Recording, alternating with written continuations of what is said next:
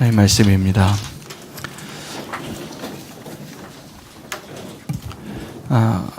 오늘 창세기 29장 말씀까지 28장까지는 이제 야곱이 원치 않는 여정을 시작하게 되었고 이제 그 사랑을 만나는 장면입니다.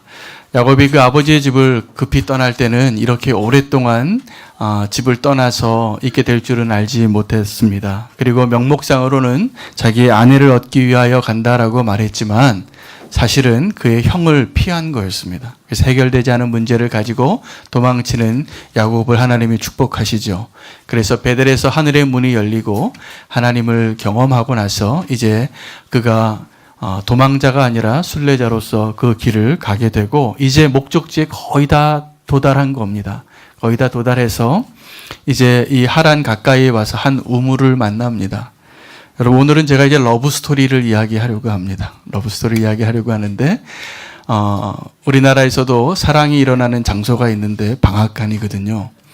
그런데 이때 당시에 사랑이 일어나는 장소는 우물가입니다. 하여튼 사랑이 일어나는 곳은 보면 성경에 보니까 다 우물가에서 썸씽이 생겼어요. 그래서 오늘도 이 야곱이 이제 목적지까지 거의 다 도달해서 한 우물을 만나는데 그렇게 이야기가 시작이 되어집니다. 여러분, 사랑을 하게 되면 아마 이 자리에 계신 분들 다 그렇게 경험하셨고 지금도 사랑에 빠진 사람은 그렇게 행동하는데 사랑하면 눈이 멉니다. 눈이 멀고 바보가 되거나 슈퍼맨이 됩니다. 그리고 자기가 감당할 수 없는 일을 하겠다고 하고 그렇게 계산되지 않는 모습으로 살아가게 되는 것입니다. 우리는 사랑하고 살아가는데 그 사랑이 식기도 하고 또 사랑을 잃어버리기도 하고 사랑을 버리기도 합니다. 그러나 오늘 말씀 통해서 사랑의 하나님을 발견하고 우리가 그 하나님의 그 사랑을 받는 자로 또 하나님의 사랑 안에 거하는 자가 되기를 축복합니다. 야곱이 이제 이 우물가에 도착을 했는데 보니까 목동들이 있었습니다. 성경의 본문에 의하면 세 무리의 양떼가 있었고 목동이 있었는데 그 야곱이 그 전에 봤는데 그 우물을 덮은 돌이 하나 있는데 너무나 큰 돌인 겁니다. 근데 그 돌은 혼자 옮길 수 있는 돌이 아니에요. 그래서 여러 명이 모여서 함께 힘을 합해서 옮기고 같이 양떼에게 물을 먹이고 또 다시 덮어놓고 아마 그 덮개를 덮은 이유는 먼지가 타지 않게도 하고 또 우물이 있다라는 표시이기도 하고 여러 가지 이유였을 것입니다. 자, 그런데 새 양떼의 무리가 있고 새 양떼의 목자가 있었던 상황 가운데 야곱이 그 우물가에서 한 여인을 발견합니다. 라헬을 만난 거죠. 근데 이 라헬을 만났는데 야곱이 묻습니다. 빨리 돌을 치워서 라헬에게 물을 주자. 그랬더니 이 먼저 왔던 이 목동들이 싫답니다. 아직 때가 안 됐다면 더 많이 모여야지 이것을 옮길 수 있다라고 이렇게 대답을 합니다. 그래서 야곱이 어떻게 했는지 아십니까? 네, 그 돌을 혼자 옮겼습니다. 그 돌을 세 명이서도 못 옮길 돌이었는데 야곱이 슈퍼맨이 되는 거죠. 이 사랑하는 여인 앞에서 자기의 능력의 몇 배가 되는 그 모습을 지금 보여주고 있는 야곱을 성경에서 우리가 발견할 수 있어야지 사랑의 힘을 발견합니다.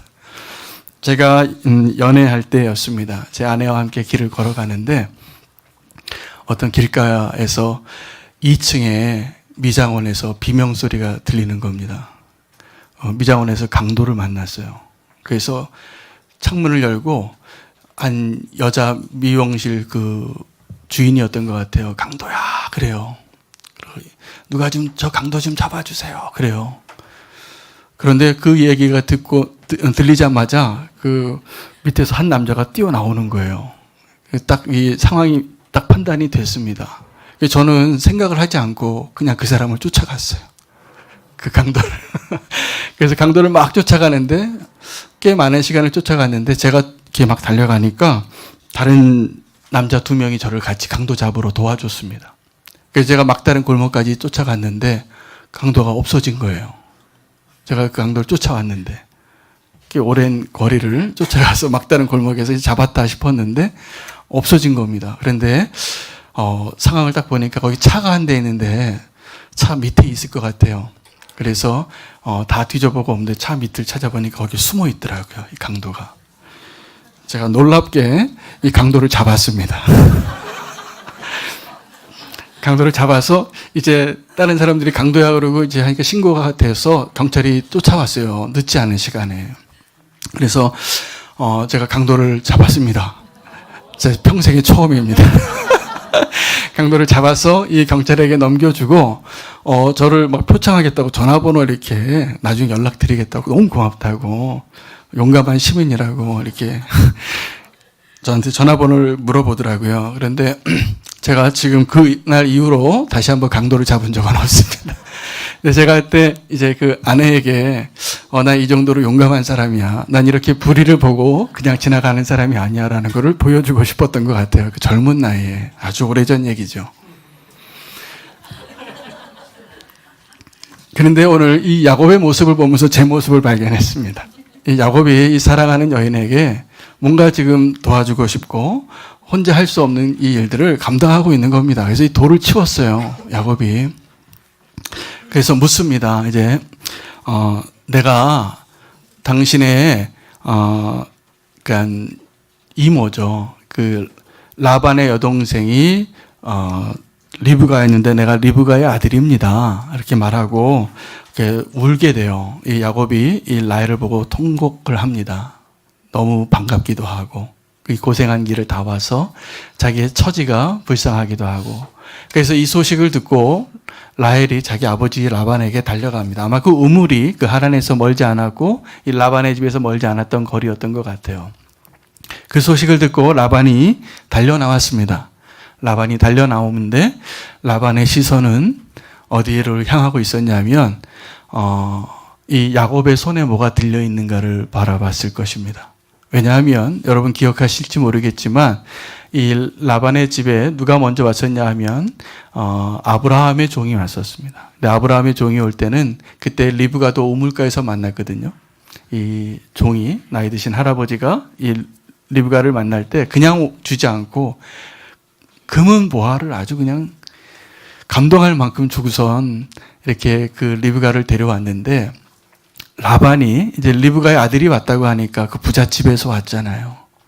부잣집에서 왔는데 빈털터리로 온 겁니다. 빈털터리로 왔는데 이 야곱을 보고선 처음에는 이 라반이 이 손을 바라봤는데 아무것도 없고 행색이 볼품이 없습니다. 이 야곱이 얼마나 경황이 없이 나왔냐면 베개도 안 챙겨서 나왔잖아요. 그래서 돌베개 베고 잤잖아요. 그래서 정말 너무나 이렇게 볼품 없이 맨몸으로 힘밖에 없는 이 젊은 청년이 온 것을 보고 라반이 그를 이제 환영을 하긴 합니다. 머물다가 보니까 한 달 정도 시간이 지났는데 어느 날 라반이 이렇게 이야기해요. 너는 내 혈육일지라도 어떻게 그냥 거저 일하겠느냐. 내 품삯을 어떻게 할지 내게 말하라 라고 말합니다. 이제 그래서 이 의미가 무엇이냐 하면 이 라반은 항상 계산하는 사람이었어요. 그래서 이 야곱을 친족 관계에서 고용주와 하인의 관계로 바꿉니다.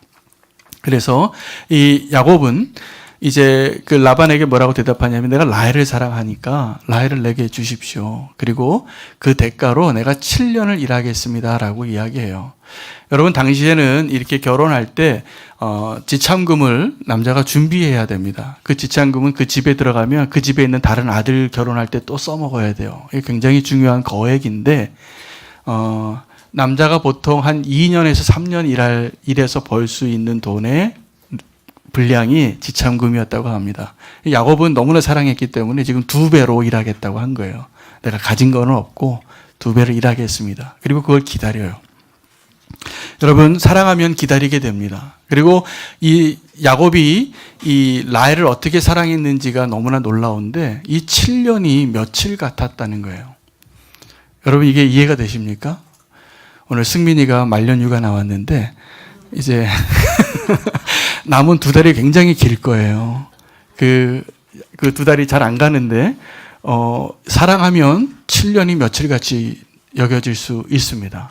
근데 이 군대에서 남자들이 얘기할 때마다 다 그렇게 해요. 요즘 군대가 너무나 좋아져서 요즘 군대 너무나 편하다. 군대가 아니다라고 해서 그게 고생이냐라고 얘기하지만 여러분 군대는 환경이 고생스러워서 힘든 게 아니라 기다리는 게 힘든 거거든요. 이 피 끓는 청춘이 거기에 갇혀서 시커먼 남자들끼리 그렇게 2년, 3년 있는 게 좀 힘들겠습니까? 가고 싶고 나가고 싶고 만나고 싶은 사람이 너무 많은 거죠. 이 야곱은 자기의 아내로 삼지는 못하지만 그 7년을 그녀를 바라보면서 보냅니다. 여러분, 사랑하는 사람이 있으면 그렇게 세월이 흘러갈 수 있습니다. 기다릴 수 있습니다. 참을 수 있습니다. 그게 없다면 우리가 정말 사랑하지 않는 거예요.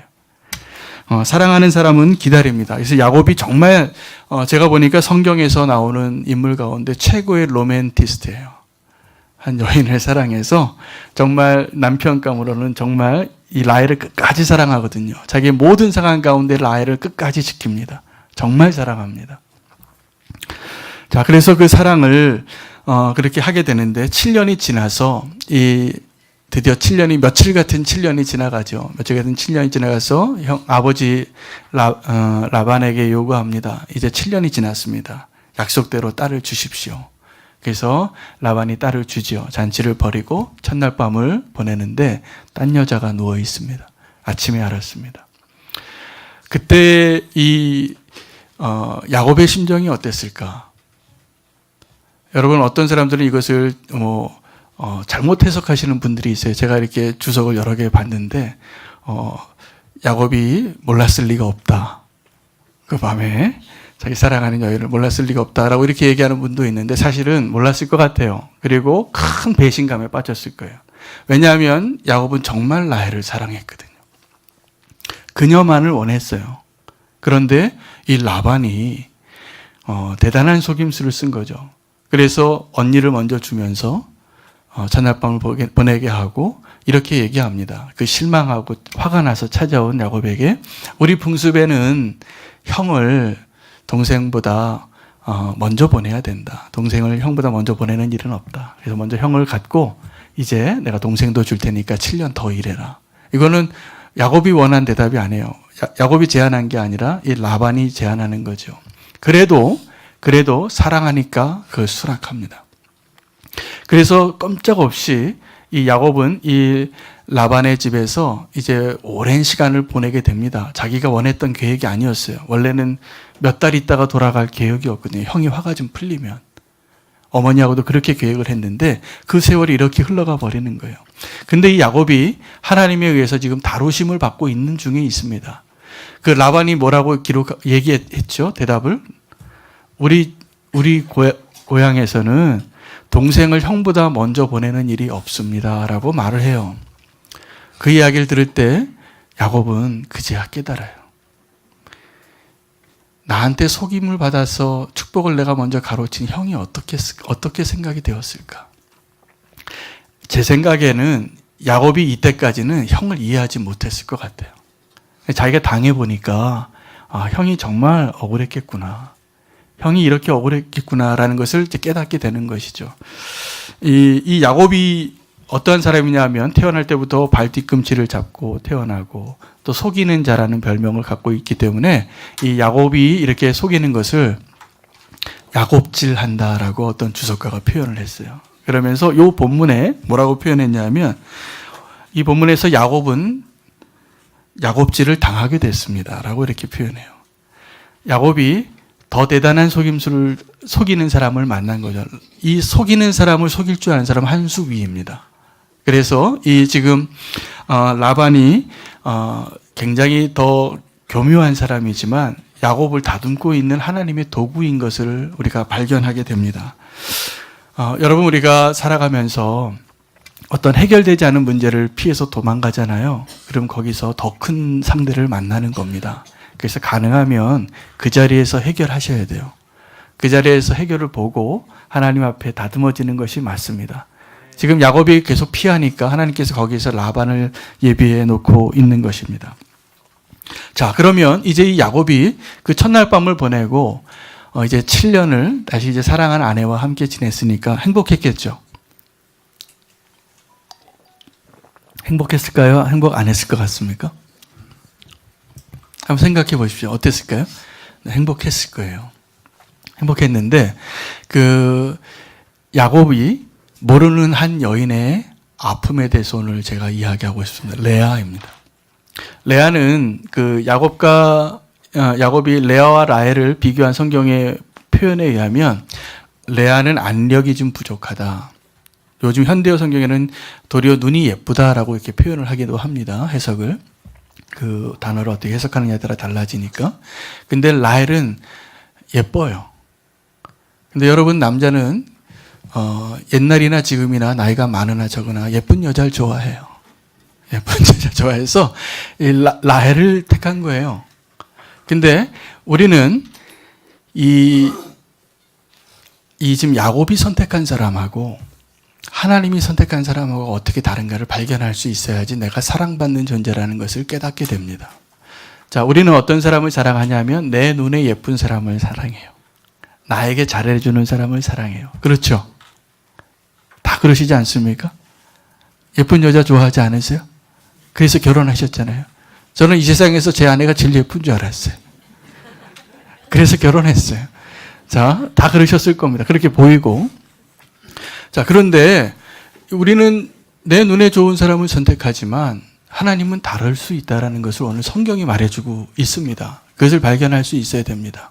자, 이 레아가 이 처음 7년을 기다리면서 보내고 사랑하는 아내와 함께 보내는 7년을 천국과 같은 세월을 보내고 있는 동안에 이 레아는 지옥 같은 생활을 보내게 됩니다.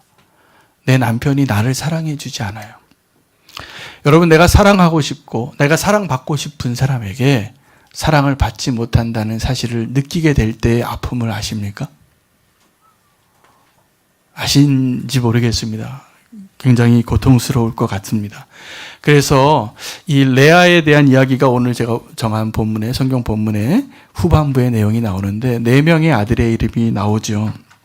이름이 어떻게 되냐면 루벤, 시므온, 레위, 유다입니다. 근데 이 아들들의 이름을 설명해 주고 있는데 그 의미를 통해서 이 레아의 심정이 어떻게 바뀌었는가를 우리는 보게 됩니다. 첫 번째 아들의 이름이 루벤인데 보라 아들이다. 루벤. 벤이 아들이거든요. 그러니까 보라 아들이다 라는 의미예요. 그런데 이 보라 아들이다 라는 말이 왜 나왔냐면 남편이 나를 사랑해 주지 않고 있는데 내가 이제 아들을 낳았으니까 남편이 나를 사랑할 것이다 라는 감탄사예요. 이제 아들을 낳았으니 남편이 나를 사랑할 것이다. 루벤이 태어났습니다. 그런데 남편이 레아를 사랑하지 않습니다. 같이 잠자리를 들긴 들었는데 사랑하지 않아요. 두 번째 아들이 태어나요. 두 번째 아들은 시므온이에요. 시므온이 뭐냐면 하나님이 내가 남편에게 사랑받지 못하는 것을 알고 내 기도에 응답하셨다. 들으셨다. 들으시다. 라는 뜻입니다. 시므온. 세 번째 아들이 태어나는데 남편이 지금까지는 나와 연합하지 않았는데 이제는 나와 연합하리라. 그러면서 레위라고 해요. 이제는 남편이 나와 연합하리라 해요. 하나님이 나와 연합하리라가 아니라 남편이 나와 연합하리라 라고 고백하는 것이 레위예요. 자, 네 번째 아들이 태어났는데 여기에는 남편 얘기가 나오지 않아요. 이제는 내가 하나님을 찬송하리로다. 자, 이 레아의 마음 가운데 이 4명의 아들의 이름을 통해서 어떤 변화가 나타나냐면 세 번째 아들 태어날 때까지는 사랑받지 못하는 이 여자가 붙잡고 있는 게 남편의 사랑이었어요. 그런데 이제 그것을 놔버립니다. 남편의 사랑을 놔버리고 하나님을 붙잡는 여인으로 바뀌어버려요. 그래서 이제 다음 주에 나오는 본문에는 이제 4명의 부인이 되는데 지금은 2명의 부인입니다. 아직은 2명의 부인 가운데 이 경쟁하는 가운데 라헬에게는 자녀를 허락하지 않으시고 하나님이 레아에게만 4명의 아들을 주시면서 하나님이 이 레아의 삶을 바꾸셨어요. 하나님을 예배하는 자로, 하나님을 사랑하는 자로, 하나님을 찬송하는 자로. 자, 그러면 누가 더 축복이냐 하면 제가 보니까 라헬이 축복이 아니라 레아가 축복받은 사람이에요.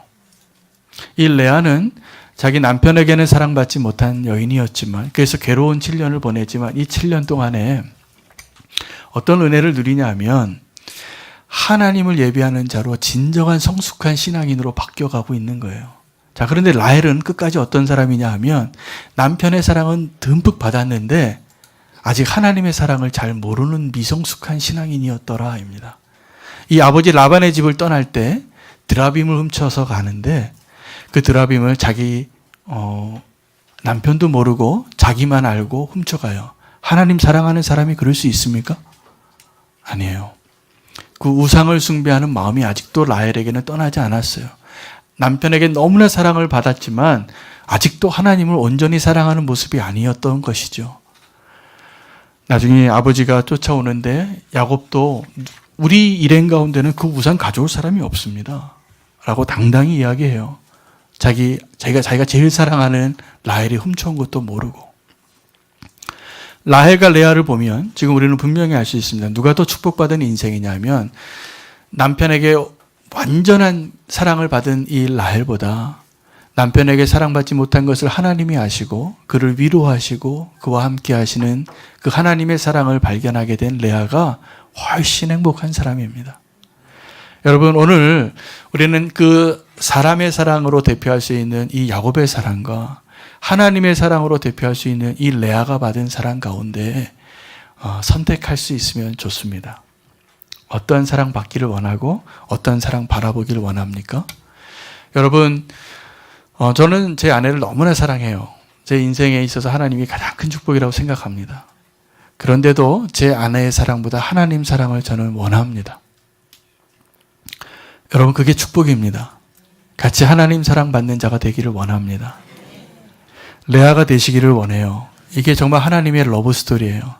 이 야곱의 러브스토리가 참 감동적인데 이 야곱의 러브스토리랑 비교되지 않는 것이 하나님의 러브스토리입니다. 그 하나님의 러브스토리를 발견하실 수 있으면 좋겠습니다. 예수님의 제자 가운데 12명이 있었는데 자기가 사랑받고 있다는 것을 알고 있었던 제자가 한 명 있었어요. 그 제자 이름이 요한입니다.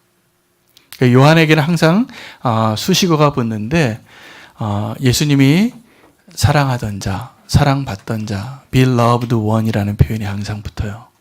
자, 그래서 베드로가 그를 끝까지 질투합니다. 마지막에 요한복음 21장에 그가 실패하고 예수님께서 그가 나는 부인하지 않겠습니다라고 말했던 그 베드로를 회복할 때도 마지막에 너는 나를 따르라 그러는데 따르겠다라고 말해요.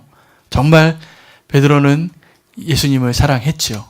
그런데 베드로가 몰랐던 게 있어요. 자기가 사랑받고 있는 줄을 몰랐어요.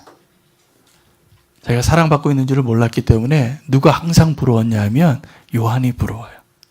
그래서 물어요. 예수님께. 예수님, 그런데 쟤는 어떻게 되는데요? 저 요한은 어떻게 되는데요? 왜 이 차이가 나옵니까? 여러분, 우리가 하나님께 사랑받고 있다는 것을 알지 못하면 사람을 바라보게 됩니다. 그리고 사람을 바라보게 되는데 이 사람이 이 야곱이 라헬을 사랑하는 것이 내가 보기에 이 세상의 가장 위대한 러브스토리의 남편의 사랑 같은데도 이 남편이 책임질 수 없고 만족시켜 줄 수 없습니다. 이 집안에 나중에 부인이 여러 명이 되니까 라헬이 죽겠다 그래요. 나에게도 아들을 달라고. 근데 그 남편이 줄 수 있는 게 아니에요. 하나님이 주시는 거지. 여러분, 우리가 사람의 사랑을 갈급하게 되면 그 보상을 원하고 그것이 되어지지 않으면 좌절하고 버림받은 것 같고 절망하게 됩니다.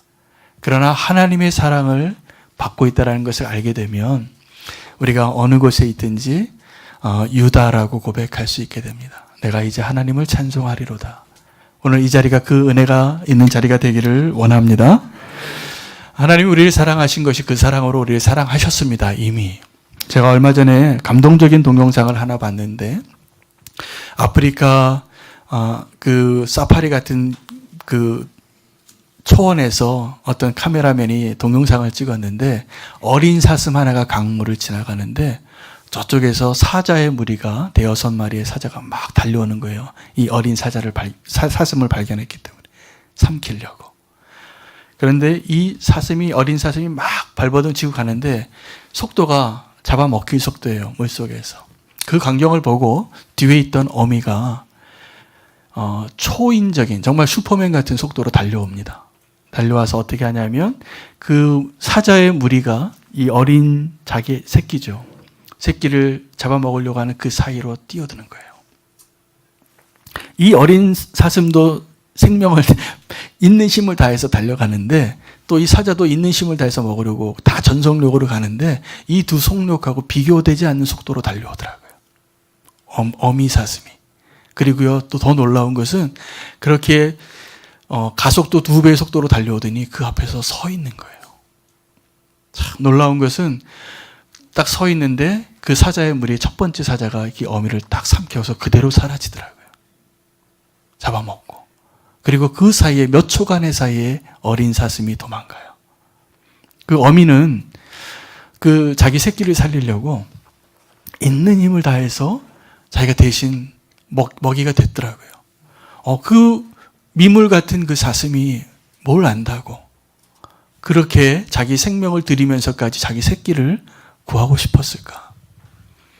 여러분, 우리를 살리고자 하는 하나님의 사랑이 지금 우리가 이 놀랍게 여기는 그 동영상의 어미 사슴과 같은 거였습니다. 우리가 죽임 앞에 있을 때, 죽을 수밖에 없는 상황 가운데 있을 때 예수님이 십자가에 달리신 것이 바로 그러한 희생을 의미합니다. 여러분, 우리가 정말 행복해지길 원한다면요, 내가 하나님의 사랑을 받기를 원하고 그 하나님의 사랑을 받기로 선택하는 삶을 사시면 됩니다.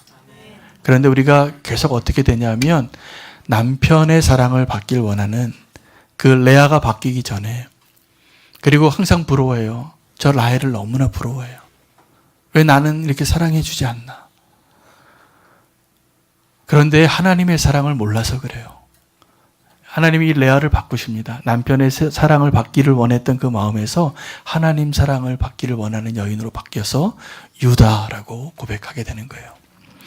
제가 지난주 목요일이었습니다. 아주 특별한 기도에 참석을 했어요.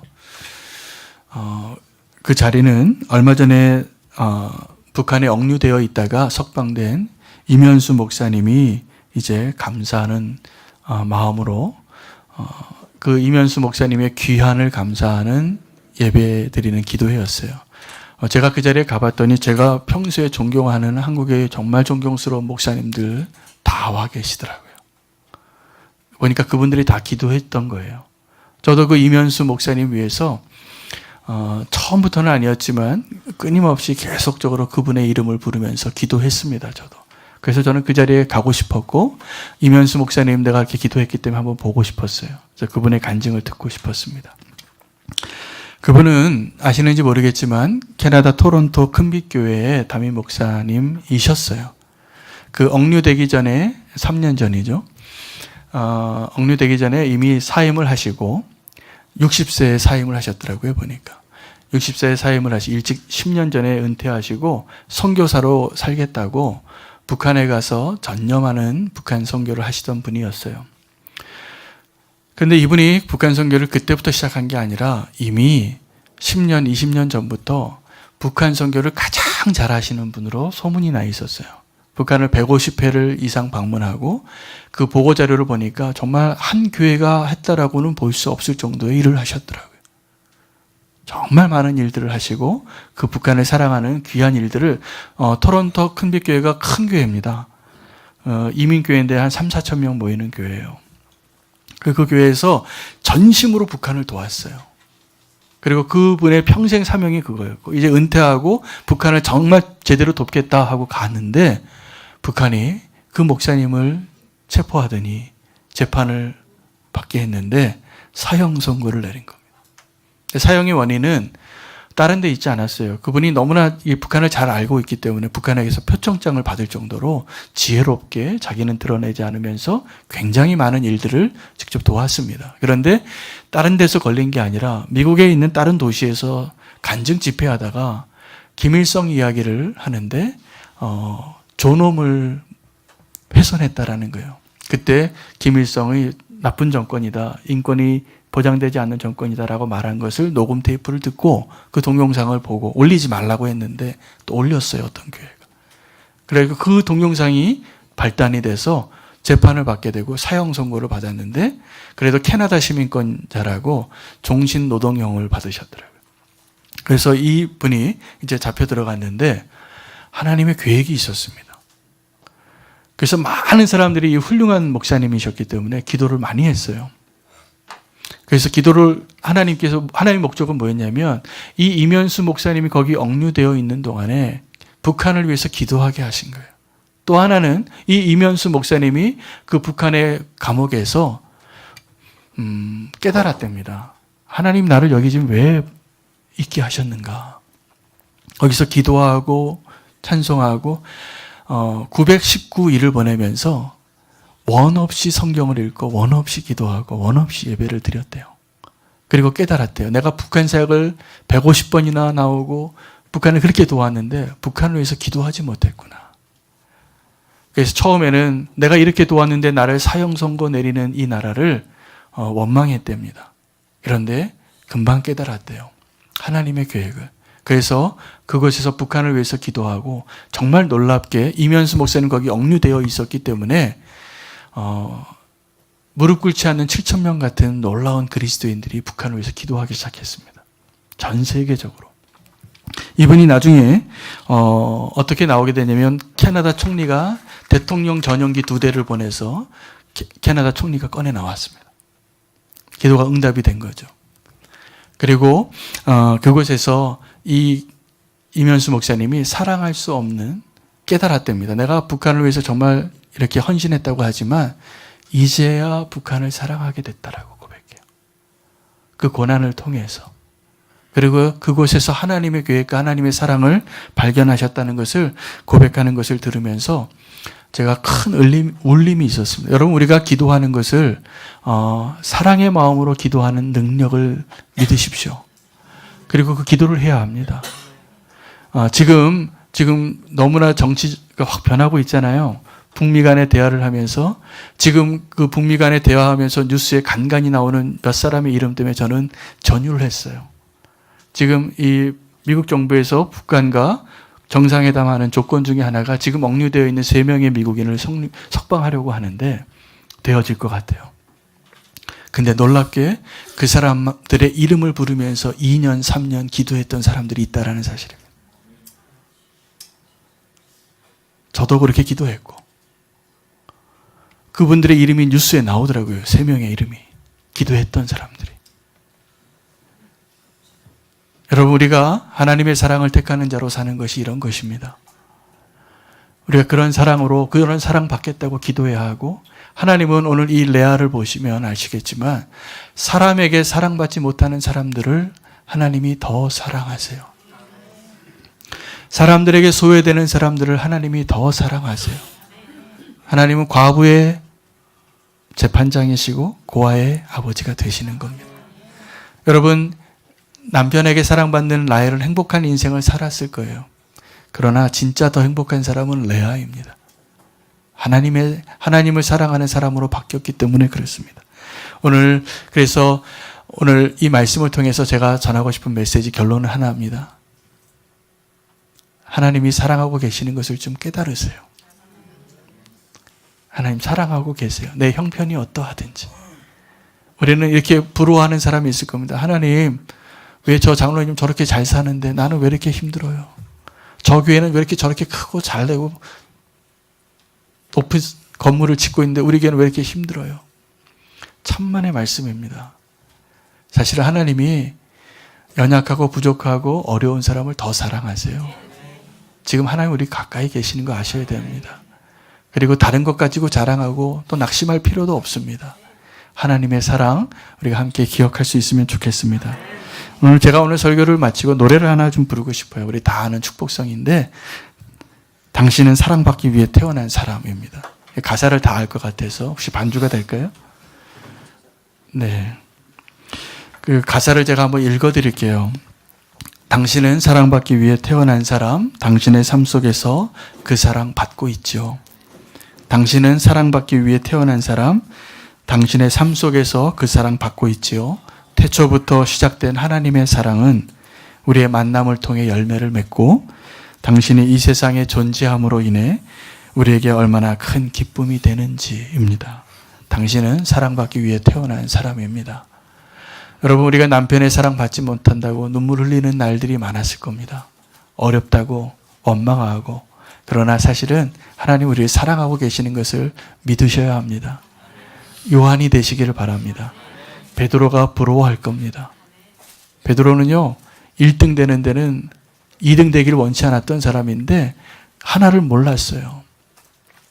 내가 사랑받고 있다는 걸 몰라서 내가 어떻게 열심으로 하나님 사랑을, 예수님 사랑을 받을 수 있을까 발버둥 쳤던 인물이에요. 요한이 되시기를 바랍니다. 하나님 나를 사랑하고 계십니다. 우리 찬양 한번 같이 하면서 좀 양옆에 계신 분 축복하면서 찬양 한번 하길 원합니다. 손 한번 뻗어보세요. 알려주세요. 내가 이거 모르고 사는 거예요. 당신은 사랑받기 위해 태어난 사람입니다. 당신은 사랑받기 위해 태어난 사람. 당신의 삶 속에서 그 사랑 받고 있죠. 당신은 사랑받기 위해 태어난 사람. 당신의 삶 속에서